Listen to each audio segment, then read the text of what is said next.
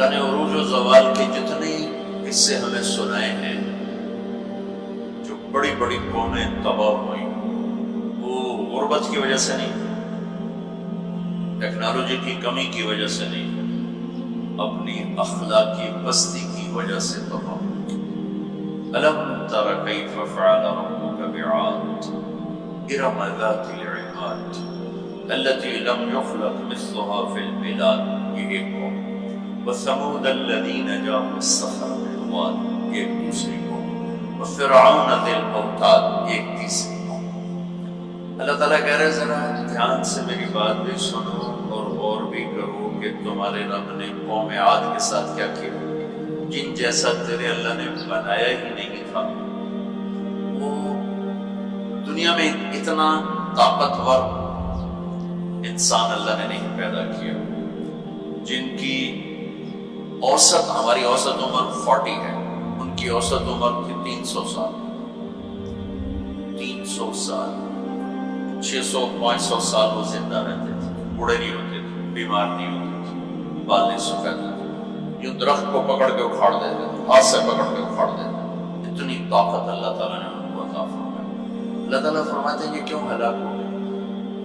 سخر علیہم 7 لیال و8 ایام حسوبا فتری القوم فیہا صرعا کأنہم اعجاز نخل خاویہ فہل تری لہم من باقیہ۔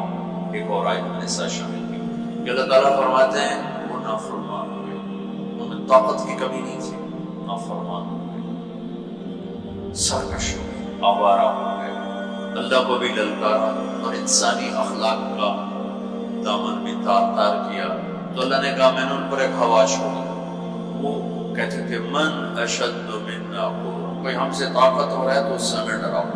ان کے نبی تھے ہود علیہ السلام، وہ کہتے کوئی ہم سے طاقت ہو رہا ہے تو ڈراؤ، ہمیں کس سے ڈراتے؟ من اشد منا قوة، کوئی ہے ہم سے زیادہ طاقتور؟ تو اللہ نے جواب دیا اولم یروا ان الذی خلقهم اشد منهم قوة وكانوا بآیاتنا یجحدون۔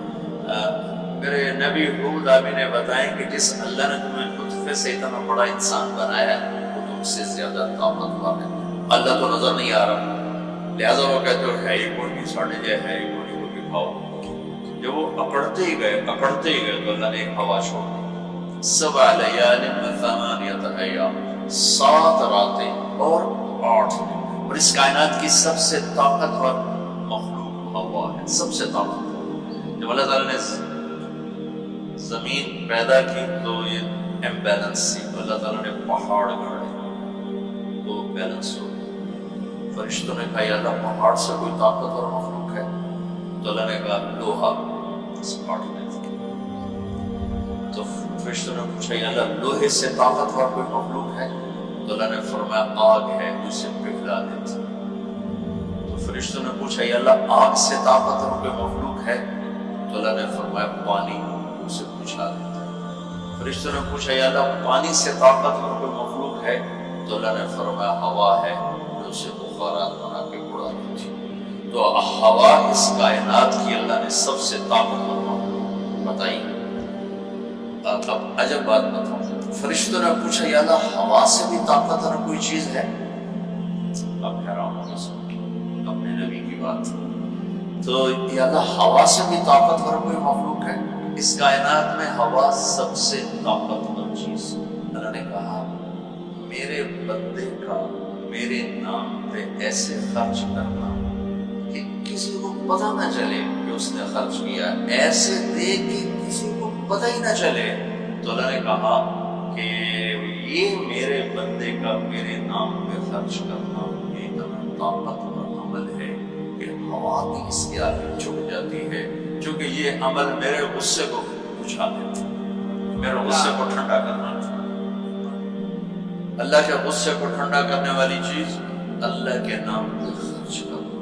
مسلمان کنجوس نہیں ہوتا، بخیل نہیں ہوتا۔ تم لوگ کمال سمجھتے دوسرے کی جیب سے کھانا، کیونکہ ہم اس دور سے گزرے دوسرے کی جیب سے کھانا، اور اللہ تعالیٰ کمال دیکھتا ہے کہ اپنی جیب سے خود بھوکا رہ کے اوروں کو کھلا۔ ایک دفعہ شیطان ملا کسی عابد کو، اس نے کہا آج جو پوچھو گے نا سچ بتاؤں. شیطان کہ اچھا ایک بتا دے تیرے یار کتنے, تیرے دوست کتنے؟ کہنے لگا 3. کون؟ ایک جو غصے باہر, غصہ تو سب میں ہے, جس کو غصے پہ کنٹرول ہو پھٹ جاتا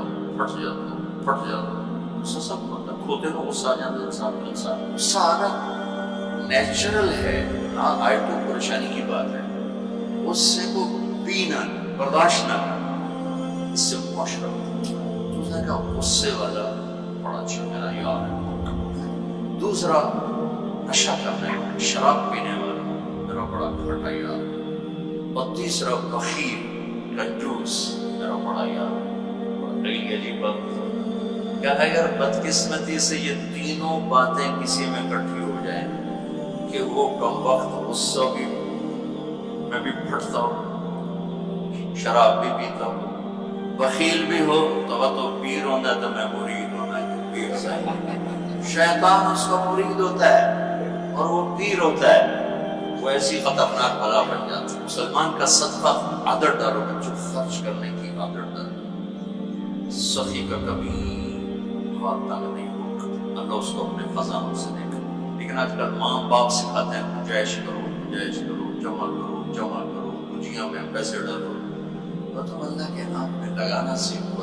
میں وہاں سے دے گا جہاں سے میں کو مان کی نہیں. انفق ولا تخش من العرش طلالا, خرچ کر اور عرش والے سے تنگی کا ڈر نہ کر. اس مراد فضول خرچی نہیں, اللہ کے نام پر خرچ کر, ضرور خرچ کر.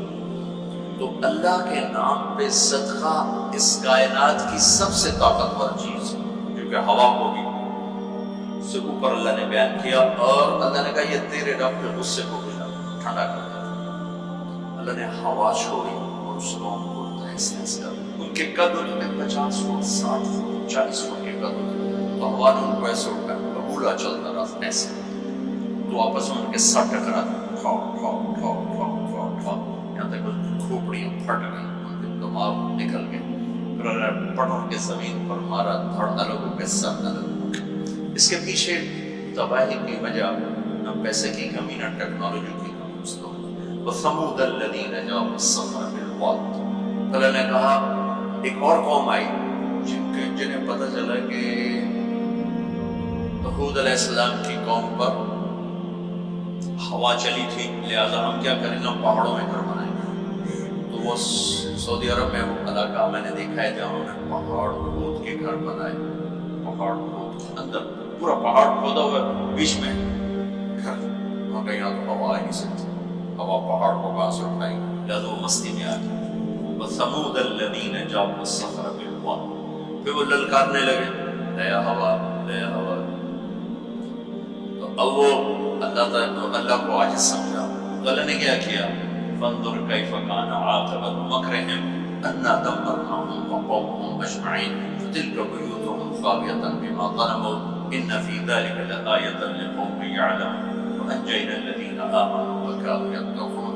کیا کیا اللہ تعالیٰ نے, ایک فرشتہ بھیجا جس نے اگر ایک چیخ ماری, آواز بہت طاقت ہے, ساؤنڈ سے اتنی گواہیات, اس نے ایک چیخ ماری, ان کے کلیجے سب کے پھٹ گئے, چہرے ان کے نیلے پڑ گئے, اور وہ ایک دن میں سارے اللہ تعالیٰ نے مٹی کا ڈھیر بنا, انہیں دفن کرنے والا کوئی نہ بچا.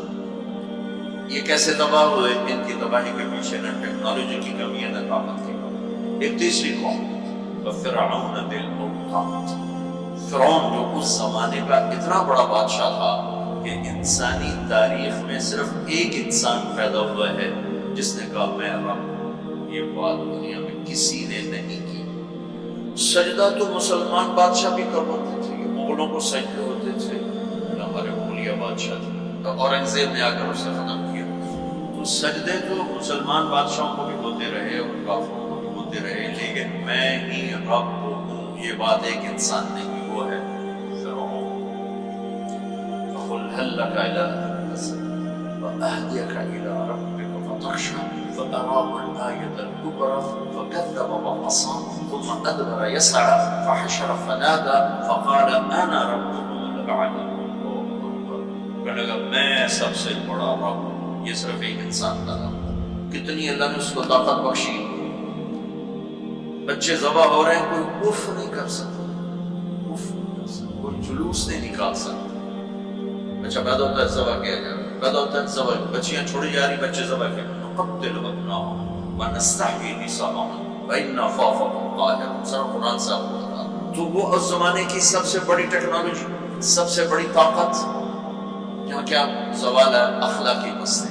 ثمود میں کیا زوال ہے؟ اخلاقی مستی. عاد میں کیا زوال ہے؟ اخلاقی مستی.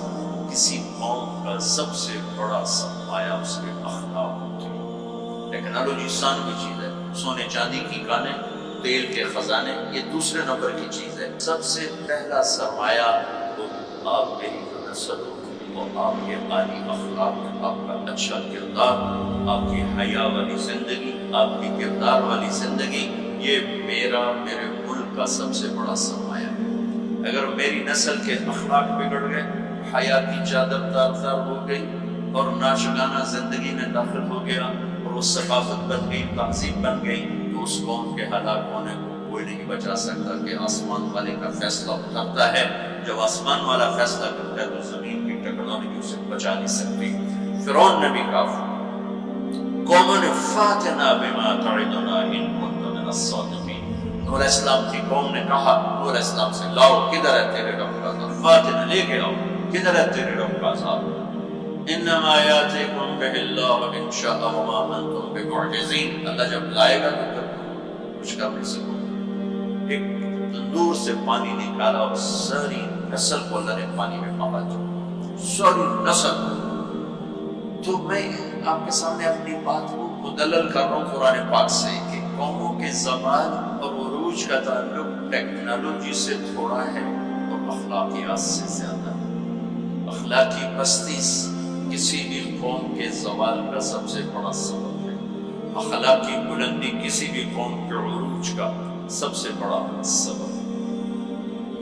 فرعون نے بچے ذبح کیے، بچیوں کو چھوڑا، عبرت کا نشان بنا دیا. سولی سب سے پہلے اس نے ایجاد کی اور پھر میرے رب نے فَأَخَذْنَاهُ وَجُنُودَهُ فَنَبَذْنَاهُمْ فِي الْيَمِّ. آگے سمندر، پیچھے فرعون، بیچ میں موسیٰ علیہ السلام کی قوم. تو کہنے لگے مروا دیا موسیٰ، مروا دیا. تو آگے سمندر، پیچھے فرعون. کہا جاتا پانی کچھ تو فرعون 10 روکا ہوں چلے جاتا. تو موسیٰ علیہ السلام نے کہا کلا ڈرو نہیں، ان معی ربی. آپ کو جب تقابل کر کے دکھاؤں. موسیٰ علیہ السلام 40 سال رہے اپنی قوم کے ساتھ، 2 نبی، ایک موسیٰ ایک ہارون، اور اپنا سب کچھ قربان کیا. جب آگے سمندر دیکھا، پیچھے فرعون دیکھا، تو انہیں نہ موسیٰ یاد رہے نہ ہارون یاد رہے. انہیں اپنے پڑ گئے. انا لمدرکون، موسیٰ مروا دیتا ہی ساتھ. یا آپ ہمارے رسول ہیں، آپ ہمارے نبی، آپ کا کیا بنے گا؟ کوئی فکر نہیں. ہارون کا کیا؟ انسان اپنی پہ گئے. ان مروا دیا تو انہیں موسیٰ. تو انہوں نے کہا کلا ان معی ربی سیہدین. ہرگز نہیں، میرا اللہ میرے ساتھ ہے، مجھے راستہ دکھائے گا. لیکن کلا میں ایک اشارہ ہے کہ تمہیں مرنا ہی چاہیے، یا تو فرعون مارے یا تو پانی مارے. لیکن چونکہ میرا اللہ میرے ساتھ ہے تو انشاءاللہ مجھے راستہ ملے گا، تمہیں بھی مل جائے گا، میری تو فیل تمہیں بھی مل جائے گا. تو جب وہ بالکل قریب آ گیا تو اللہ نے کہا فضرب بعصاک البحر. لاٹھی اللہ نے فرعون کے لشکر پہ نہیں مروائی. عجیب بات کہ پانی پہ لاٹھی، بالکل عقل کے خلاف. پانی پہ لاٹھی مار. موسیٰ علیہ السلام نے یہ نہیں پوچھا یا اللہ پانی دے سوٹے مارن دا کی مطلب؟ فرعون دے سرج مروا. کہنے کدھر مار؟ فانفلق البحر فكان كل فرق كالطود العظيم. میرے رب کی قدرت ایک دم اس لاٹھی سے ٹھوٹے مارتا سمندر 12 راستوں میں تبدیل ہو گیا اور سارا پانی ایسے سیمنٹ کی دیوار بن کے کھڑا ہو گیا، کچھ جو کچھ نہیں. اور 12 قبیلے تھے، 12. تو ہر قبیلہ ایک راستے پہ پانی میں انٹر ہو، بڑی بڑی دیواریں. اب ان کو پریشانی شروع ہو گئی کہ پتہ نہیں نال دینے کی آل. تو اللہ تعالیٰ نے پانی کو ٹرانسپیرنٹ کر دیا. جب پہلے ہوتا ہے لیکن نظر نہیں آتا تھک ہو، تو اللہ تعالیٰ نے دکھانا شروع کر دیا. تو وہ جا رہا ہے، وہ جا رہا ہے، وہ جا رہا ہے، سب جا رہے. سب باہر نکل گئے تو فرعون کنارے پر آ گیا، انٹر ہوا، اس کے ساتھ اس کا لشکر انٹر ہوا۔ اللہ نے پانی کو حکم دیا تو پانی دوبارہ حرکت میں آیا، سارا لشکر اس کے اندر ڈوبا۔ کہنے لگے ہمیں اعتبار نہیں، دکھاؤ واقعی مر گیا۔ پانی کی موج نے اٹھایا، فائر بریک کیا۔ موت کو دیکھ کے نبی بھول گیا 40 سال جنہوں نے محنت کی۔ ہمارے نبی ہجرت کے لیے گھر سے نکلے، جمعہ کی رات، 27 صفر، نبوت کا 14واں سال اور جمعہ کی رات۔ تو ابو بکر رضی اللہ تعالیٰ عنہ نے عرض کی، یا رسول اللہ میں نے ایک غار ڈھونڈا ہوا ہے، وہاں چل کے چھپتے ہیں، پھر جب ہماری طلب کوئی ختم ہو جائے گی پھر ہم نکلیں گے۔ چلو اب کبھی آگے چلیں کبھی پیچھے، کبھی ہمارے نبی کے آگے ہوں کبھی پیچھے ہوں، کبھی آگے ہوں کبھی پیچھے۔ تو آپ نے فرمایا کہ ابو بکر یہ کیا کرو، کبھی آگے کبھی پیچھے، کبھی آگے کبھی پیچھے۔ تو کہنے لگے یا رسول اللہ اخاف الرصد فامشی معه اخاف الطلب فامشی خلفه۔ یا رسول اللہ جب مجھے یہ خیال آتا ہے کہ آگے کوئی دشمن چھپا ہوا وار نہ کر دے تو میں آگے چلتا ہوں کہ وار میرے اوپر پڑے آپ پہ نہ پڑے، اور جب مجھے خیال آتا ہے کہ وہ پیچھے سے آ کے حملہ نہ کر دے تو میں بھاگ کے پیچھے ہو جاتا ہوں کہ اگر کوئی وار کرے تو میرے اوپر آئے آپ تک نہ آئے۔ انا لمدرکون، ابو بکر کا عمل اور بنی اسرائیل کا عمل آپ فرق دیکھ رہے ہو۔ اگلے دن اچھا ہمارے نبی پنجوں پہ چل رہے تھے، پنجوں پہ، پورا پاؤں نہیں، اس زمانے میں کھوجی، جب تک کچی سڑکیں تھی یہ علم تھا، خود ہمارے گاؤں میں کھوجی تھے، گاؤں میں کچی سڑکوں پہ پاؤں کے نشان پر چلتے چلتے سینکڑوں میل چلے جاتے تھے۔ ہمارے دادا کے اونٹ چوری ہوئے ڈیرہ غازی خان، چوریاں نہ کوئی بڑی بات نہیں تھی، بےزتی سمجھی جاتی تھی اس زمانے میں، فلانے سردار چوری ہو گئی۔ تو کھوجی کو لے کر چلے، میاں چنو کے پاس ہمارا گاؤں ہے، وہاں سے چلتے چلتے ڈیرہ غازی خان سے چوٹی پہنچے، پاؤں کا نشان دیکھتے دیکھتے، اور وہاں سے اپنے اونٹ لے کر واپس آئے۔ تو میرا نبی پنجوں پر چل رہے تھے کہ قدم کا نشان نہ پڑے، لہذا جب آپ پہاڑ کے قریب پہنچے، سیدھا پہاڑ ہے بالکل بارش ہو رہا ایسے، اور چڑھنے لگے تو انگلیاں اتنی درد کرنے لگی کہ آپ سے چڑھا نہیں۔ تو ابو بکر رضی اللہ تعالیٰ عنہ نے آپ کو کمر پہ بٹھایا اور کمر پہ بٹھا کے اس پہاڑ کو اوپر لے گیا۔ کبھی اللہ آپ کو لے جائے تو آپ دیکھنا کتنا اوکھا پہاڑ ہے جس پر ابو بکر اوپر لے کر آیا۔ پھر آپ کو باہر بٹھایا، آپ باہر بیٹھے، خود اندر تشریف لے گئے۔ اندھیرا تھا، ٹٹول کے سوراخ بند کرنے شروع کیے، روڑے پتھر سے۔ اب سوراخ باقی تھے اور روڑے ختم ہو گئے، تو اپنی پگڑی اتاری اور اس کو پھاڑ کے سوراخ بند کیے۔ پھر بھی سوراخ باقی تھے تو کرتا اتارا اور اس کو پھاڑ کے سوراخ بند کیے۔ پھر ایک سوراخ باقی رہ گیا، وہ جس میں سانپ تھا، اس کے اوپر اپنی ایڑی کو رکھ دی۔ پھر عرض کی یا رسول اللہ آپ تشریف لائے۔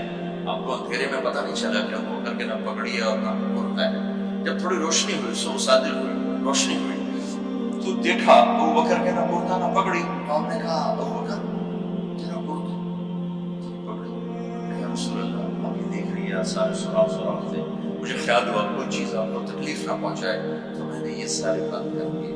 تو اس پر ایک دم میرے نبی کی آنکھیں بھر آئیں اور اب بے ساختہ ہوئے اور ہاتھ اٹھا کر رکھا، یا اللہ میں ابو بکر سے راضی ہوں، تو بھی اس سے راضی ہو جا اور اسے جنت میں میرا ساتھی بنا۔ تو فوراً جبریل آئے اور عرض کی یا رسول اللہ تعالیٰ فرما رہے ہیں کہ ہم ابو بکر سے راضی ہیں، وہ جنت میں آپ کا ساتھی بنائیں گے، بشارت۔ بنو اسرائیل کہہ رہے ہیں مروا دیا، اور ابو بکر کیا کر رہے ہیں آپ کو تو قبول کر کے بتا۔ پھر اگلے دن قریش کا کھوجی صرف انگلیوں کو پہچانتا غار سور کی طرف چل پڑا۔ جب وہ چلے تو میرے رب کا غیبی نظام حرکت میں آیا۔ اللہ نے ایک بیل اگائی، کافی کھلی جگہ، بیل اگائی، بیل، اس کے شاخوں کے اندر اللہ نے مکڑیوں کو حکم دیا، انہوں نے جالا بنا دیا، ایک کبوتری نے آ کے انڈے دے دیے۔ کھوجی ٹھیک دروازے پہ لے کے آ گئے کا پاؤں کا نشان یہاں تک۔ تو اب ابو بکر کے دل پہ کیا گزر رہی تھی؟ وہ قرآن بتاتا ہے۔ بنو اسرائیل کے دل پہ کیا گزری، قرآن نے کہا انہیں اپنی پڑ گئی، اپنے نبی کی بھی پڑ گئی، لیکن جب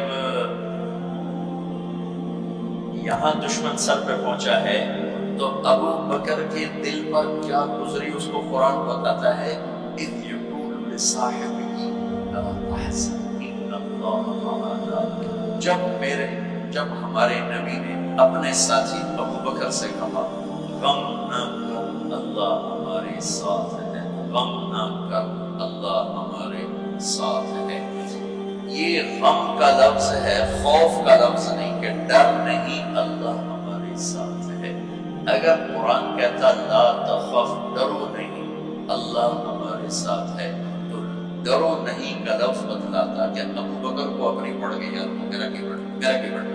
قرآن کہتا ہے غم نہ کر، ابو بکر کو اپنی ذات بھول گئی، اپنے نبی کا غم لگے کہ یا اللہ میرے نبی کا کیا بنے گا، یا اللہ میرے نبی کا کیا بنے گا۔ تو اللہ تعالیٰ نے فرمایا اس ابو بکر کے سینے کو سامنے رکھ کر کہ اپنے حبیب کی زبان سے کہلوایا غم نہ کر اللہ ہمارے ساتھ ہے، اللہ ہمارے ساتھ ہے۔ پھر دونوں امتوں کا فرق بتانے لگا۔ بنو اسرائیل نے سمندر پار کیا، فرعون کو غرق ہوتے دیکھا، اور ایک نبی آگے ایک پیچھے، دو نبیوں کے دو رسولوں کے درمیان جا رہے ہیں، اور آگے ایک بستی میں دیکھا مروا علی قوم یعکفون علی اصنام اللہ، وہ ایک بتوں کی پوجا کر رہے تھے، اتنے ماٹھے تھے عقل کے بنو اسرائیل کہ پتھر کی پوجا ہو رہی، 40 سال نبی کی صحبت ہے، بڑے بڑے معجزے دیکھے، اور ابھی پانی پاؤں پہ لگا ہوا ہے، سمندر کو پھٹتے دیکھا، فرعون کو ڈوبتے دیکھا۔ موسیٰ علیہ السلام سے کہنے لگے اجعل لنا الہا کما لہم آلہہ، موسیٰ علیہ السلام جی ہماری ایک درخواست، کہنے لگے کیا، اے جو ہے خدا سانو ملے دے، ایسے میں انہوں پتھر ٹیک، اتنے چھوٹی عقل کی تھی کہ ایک لے دے ہمیں، تھوڑے جب بھی اگر میں دنیا میں کھینک ہوئی، انہم قوم تجہلون۔ ہمارے نبی دنیا سے تشریف لے گئے، فوت ہوئے 12 ربیع الاول 7 جون 633 عیسوی 11 ہجری پیر کا، یہ تقریباً یہی ٹائم ہے، سے تھوڑا سا آگے، زور سے پہلے اب دنیا سے تشریف لے گئے، انتقال فرما۔ صحابہ پہ عجیب و غریب کیفیت طاری ہوگی۔ عمر رضی اللہ عنہ نے تلوار نکال لی، جو کہے گا اللہ کے نبی فوت ہو کے بدل کر دوں گا، وہ فوت نہیں ہوئے، اللہ کے پاس گئے، واپس آئیں گے۔ ابوبکر صدیق کو پتہ چلا وہ عوالی ایک محلہ ہے، وہاں گئے ہوئے تھے اپنی بیگم کے پاس، وہاں سے دوڑتے ہوئے آئے، تھوڑے سے چھلانگ لگائی، گھر میں داخل ہوئے، بیٹھ کے عائشہ کے گھر میں آپ کا انتقال ہوا، آپ کے چہرے سے کپڑا ہٹایا، ماتھا چوما، آنسو گرے، اور طبت حیا و میت، میرے محبوب آپ دونوں حالتوں میں پاک پاکیزہ خوشبودار ہیں، دنیا سے جانے کے بعد بھی اور دنیا میں رہتے ہوئے بھی۔ جب تشریف لائے تو عمر کی آواز کرندار، کوئی نہ کہے میرے نبی فوت ہو۔ ممبر پر آ کر کھڑے ہوئے کہا عمر بیٹھ جاؤ، عمر کہنے لگے میں نہیں بیٹھتا ہوں۔ کہنے لگے ایھا الناس من کان یعبد محمدا فإن محمدا قد مات، جو لوگ محمد کی پوجا کرتے تھے تو سنو آج ان کو اللہ نے اٹھا دیا۔ ومن کان یعبد اللہ فإن اللہ حی لا یموت، اور جو اللہ کی پوجا کرنے والے ہیں وہ سن لیں کہ اللہ موت سے پاک، زندہ، قائم، حی قیوم، موجود ہے۔ پھر آپ نے یہ آیت پڑھی انک میت وانہم میتون، میرے حبیب آپ نے بھی موت کا ذائقہ چکھنا ہے، سب نے موت کا پیالہ پینا ہے۔ اور یہ آیت پڑھی وما محمد الا رسول قد خلت من قبلہ الرسل افإن مات او قتل انقلبتم علی اعقابکم، میرے نبی بھی تو رسول ہے جیسے اور رسول ہے، ان کو بھی تو موت نہیں آنا ہے، تو میرا راستہ چھوڑ دو گے، میرا دین چھوڑ دو گے۔ تو عمر رضی اللہ تعالیٰ عنہ فرماتے ہیں میری ٹانگوں سے جان نکل گئی، چونکہ مجھے پتہ چل گیا کہ آپ فوت ہو گئے ہیں، تو میں یوں نیچے گرا، سیدھا ایسے اسٹریٹ نیچے گرا کہ مجھے جو لگا جیسے یہ قرآن آج اترا ہے، جیسے یہ قرآن آج اترا ہے۔ تو اگر صدیق رضی اللہ تعالیٰ عنہ صحابہ کا ایمان اور بنو اسرائیل کا ایمان تقابل دو نبیوں کی موجودگی میں اتنے بڑے معجزے دیکھ کر ایک پتھر کا بت دے ہم بھی اس کو سجدہ کریں؟ اور یہاں میرے نبی دنیا سے جا چکے ہیں اور وہ صدیق اعلان کرتے ہیں کہ اللہ زندہ ہے، موت سے پاک ہے، اور میرے نبی کو اللہ نے بلا لیا جیسے ہر نبی کو بلایا، میرے نبی کو بھی بلا لیا۔ پہلی امتوں کو 2 نمازیں، ہمیں 5۔ پہلی امتوں کی مسجد کوئی نہیں، ہماری مسجد۔ پہلی امتوں کی اذان کوئی نہیں، ہمیں اذان۔ اور اذان اتنا بڑا عمل بنا دیا میرے نبی نے کہ آپ نے فرمایا کہ اذان دینے والا قیامت کے دن سب سے اونچے مقام پر ہوگا۔ حضرت علی فرمایا کرتے تھے کاش میں اللہ کے نبی سے حسن حسین کے لیے مسجد نبوی کی اذان مانگ لیتا، یہ حضرت علی فرمایا کرتے تھے۔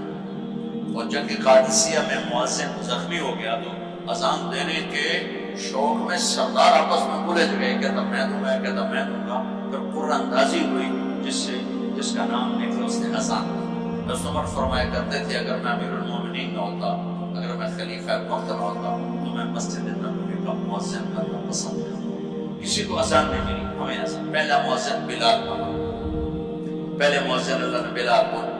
یہ عزت عطا فرمائی دنیا میں یہ ہے، اور آخرت میں یہ ہے کہ میرے نبی نے فرمایا کہ جب جنت میں جانے کا وقت آئے گا تو جنت کی میرے لیے سواری لائی جائے گی، میں اس سواری پر بیٹھوں گا تو اس کی جو رسی ہوگی وہ ایسے نیچے گر جائے گا، نیچے گرے گی۔ اس رسی کے یہ جو اس کی جو لگام ہوتا ہے وہ نیچے گرنے کا مطلب ہے یہ ایسے نیچے گرے گا۔ اب نیچے گرنے کا مطلب ہے کہ اس کی ڈرائیونگ میرے نبی نے نہیں کرنی، کوئی آنے والا ہے، کوئی ڈرائیور آنے والا ہے جو رسی پکڑ کے چلے، کوچمان آنے والا ہے جو اس کو پکڑ کے چلے۔ رسی کا گرنا ایک انڈیکیشن ہے کہ کوئی نصیب والا اب آئے گا۔ جب آپ کی سواری کھڑی ہوگی، رسی نیچے ہے، تو اب سب کی گردنیں ایسے ہوں گی، کون سب کی آسکر کون اللہ کی طرف سے بلال بلال بلال۔ تو بلال آپ کی سواری کی لگام پکڑیں گے، اور آپ نے فرمایا کہ سب سے پہلے میں جنت میں جاؤں گا، بلال میرے ساتھ میری سواری کے لگام پکڑ جائے۔ تو ہمیں اذان ملی، کسی امت کو اذان نہیں ملی۔ ہمیں 5 نمازیں ملی، کسی امت کو نمازیں 2 نمازیں، ایک فجر کی 2 رکعت، عصر کی 2 رکعت۔